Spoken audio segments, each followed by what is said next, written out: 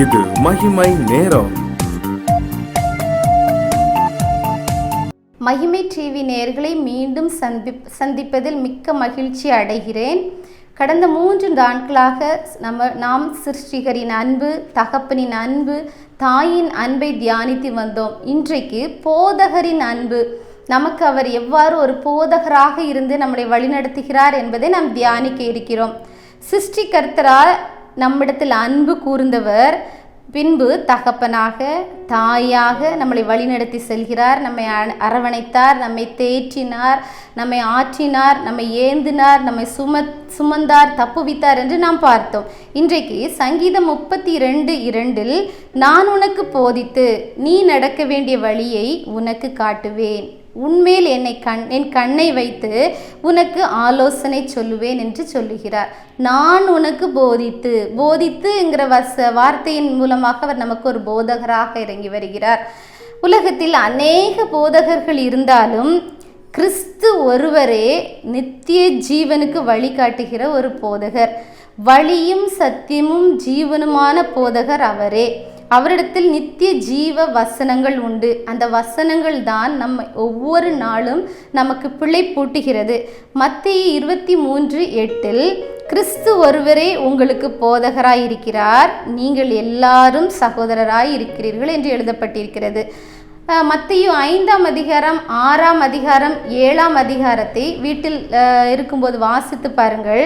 அந்த அதிகாரங்கள் முழுவதும் மலை பிரசங்கத்தை குறித்து நாம் வாசிக்கிறோம். அந்த போதனைகளில் தான் எத்தனை ஒரு பரலோக ஞானம் அதில் காணப்படுகிறது. சிறு பிள்ளைகள் முதற்கொண்டு விளங்குவதற்கு ஏற்றவாறு உவமைகளால் சொல்லி கொடுத்து கொண்டே வந்திருப்பார்.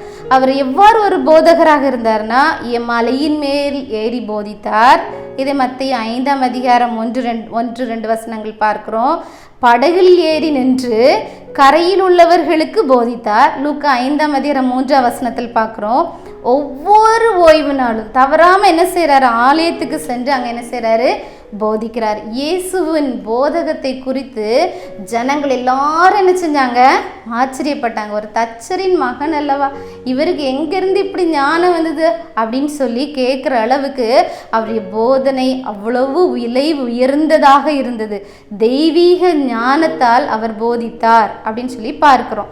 உங்களுடைய வாழ்க்கையில் பிரச்சனைகள் இருக்கலாம், போராட்டங்கள் இருக்கலாம். கர்த்தருடைய பாதத்தில் ஒரு நிமிஷம் அமர்ந்திருந்து போதனைகளை கேளுங்கள். நம்ம அதிக நேரம் நம்ம தான் அதிகமாக பேசுகிறோம், கடவுள் பேசுகிறத நம்ம கேட்குறதே இல்லை. அப்படியே அமர்ந்து மெல்லிய சத்தத்தில் தேவன் நம்மோடு பேசுகிறத சில நேரம் நம்மளால கேட்க முடியும். சில நேரம் இருக்கிற பிரச்சனையில் என்ன சொல்லி ஜெபிக்கணும்னு கூட தெரியாத காலகட்டங்கள் நமக்கு வரும். அப்படிப்பட்ட சூழ்நிலையில் அப்படியே அமர்ந்திருந்து அப்படியே அவருடைய பாதத்தில், கடவுளை எனக்கு கற்றுத்தாரும், அடுத்து என்ன ஸ்டெப் எடுத்து வைக்கணும், எப்படி போகணும், இந்த திசையில் போகணும்னு எங்களுக்கு தெரியலை அப்படின்னு சொல்லி நீங்கள் அமர்ந்திருந்து பாருங்கள். நம்முடைய போதகராகிய இயேசு கிறிஸ்து கடந்து அவர் நடத்துகிற அழகே தனியாக இருக்கும். அவர் அப்படி அழகாக அவங்களை என்ன செய்வார், நடத்திக்கிறோம். அவர் அழகான ஆலோசனை தருவார், போதனைகளே நமக்கு என்ன செய்வார், தருவார். பரிசுத்த ஆவியின் மூலமாக சகல சத்தியத்திற்குள்ளும் என்ன செய்வார், நம்மளை வழி நடத்தி செல்லக்கூடிய தேவன் நமக்கு இருக்கிறார். எனக்கு ஒரு அழகான ஒரு ஒரிசாவில் மிஷினரி பேரண்ட்ஸை தெரியும். அவங்க பிள்ளைங்களாம் அந்த சைடில் ஒரு ஸ்கூலில் படித்தாங்க. அவங்க ஒரு மிஷினரி ஃபீல்டிலேருந்து இங்கே வரும்போது அழகான ஒரு டெஸ்டிமனி சொன்னாங்க. எனக்கு ரொம்ப அது டச்சிங்காக இருந்துச்சு. எப்படின்னா, அவங்க ஊழிய ஸ்தலங்களில் இருக்கும்போது எல்லா பொருள்களும் அங்கே கிடைக்கிறதில்ல. ஒரு அடர்த்தியான காட்டு பகுதியில் ஊழியம் செஞ்சாங்க, ஆதிவாசி மக்கள் மத்தியில். அப்போ கீழே இருந்து அவங்க தேவையான பொருட்கள், துணிமணிகள்லாம் இங்கேருந்து வாங்கிட்டு அங்கே இருக்கிற ஆதிவாசி பிள்ளைங்களுக்கு வேண்டிய மெடிக்கல் கிட்டு, ட்ரெஸ் எல்லாம் அங்கேருந்து என்ன செய்வாங்க, எடுத்துகிட்டு போவாங்க. அப்போது அந்த ஆன்ட்டி சொன்னாங்க, எனக்கு என்ன ட்ரெஸ் எடுக்கணும் அப்படின்னு சொல்லி எனக்கு கடைக்கு போனால் தெரியாது. எனக்கு கடைக்கு போனால் அந்த ஆதிவாசி பிள்ளைங்க ட்ரெஸ் இல்லாமல் நிற்கிறத என் கண்ணு முன்னாடி தெரியும்.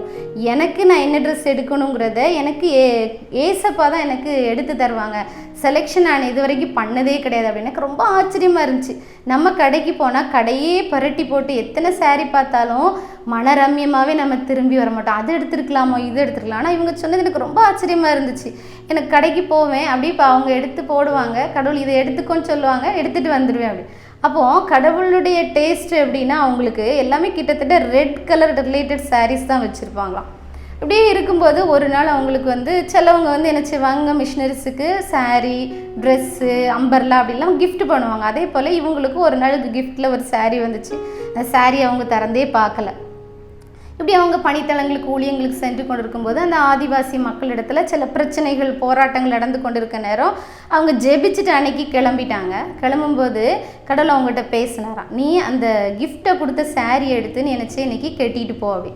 அவங்க திறந்து பார்த்தாங்களாம், அது மஞ்சள் கலர் சாரீ. அந்த அவங்க மஞ்சள் கலர் இது வரைக்கும் வாழ்நாளில் கெட்டுனதே கிடையாது. அதுக்கு அவங்க ப்ளவுஸு கூட தைக்கலை.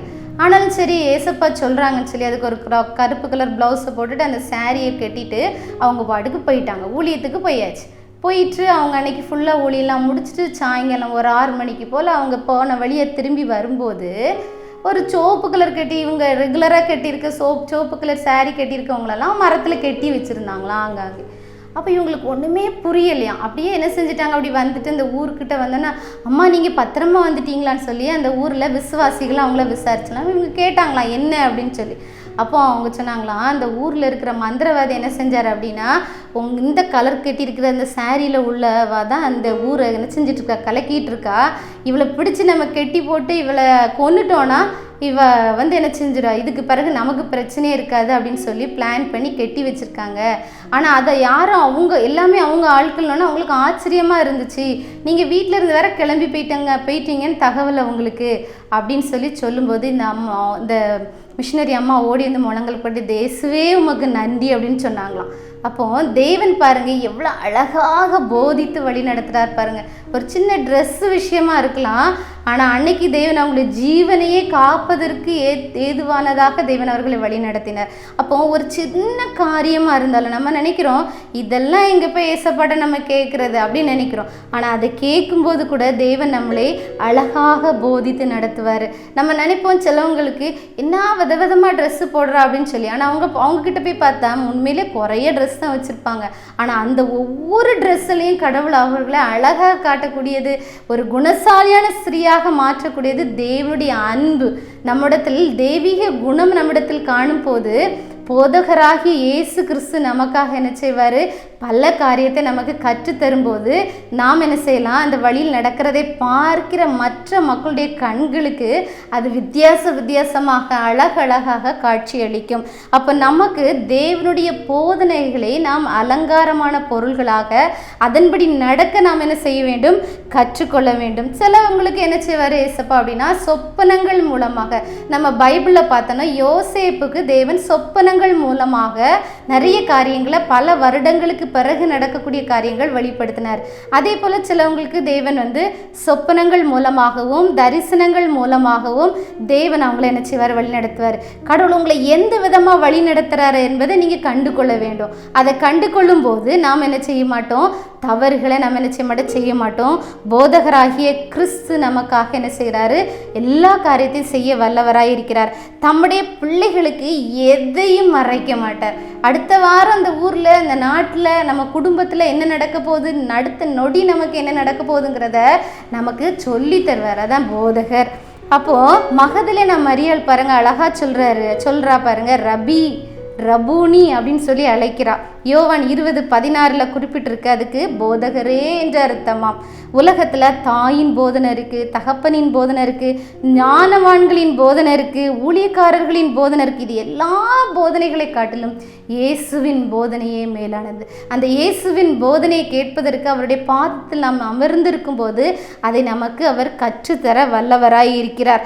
அப்படி நாம் கற்றுக்கொள்ளும் போது பரலோக ராஜ்யத்துக்கு நம்ம கடந்து செல்வதற்கு ஏதுவாக நம்மை வழி நடத்துவார். ஒரு நிமிடம் கண்களை மூடி ஜெபிப்போம். அன்புள்ள ஏசப்பா, அந்த நாளின் தகப்பனே, போதகர் என் அன்பை குறித்து நாங்கள் தியானித்த ராஜா, எங்களுடைய போதகராக பரமபிதாவாகிய நீர் எங்களுக்கு இருக்கிறீரப்பா, உமக்கு நன்றி தகப்பனே. இந்த உலகத்தில் ஒவ்வொரு நாட்களையும் நாங்கள் எவ்வாறு நகர்த்த வேண்டும் என்பதை, என்னென்ன காரியங்கள் நடக்க வேண்டும், எவ்வாறு இருக்க வேண்டும், எங்கே இருக்க வேண்டும், எங்கே நடக்க வேண்டும், எங்கே உட்காரக்கூடாது, எங்கே நிற்கக்கூடாது, எதை அணிய வேண்டும், எதை அணியக்கூடாது என்று கூட எங்களுக்கு கற்றுத்தரக்கூடிய போதகராக நீங்கள் இருக்கீங்க.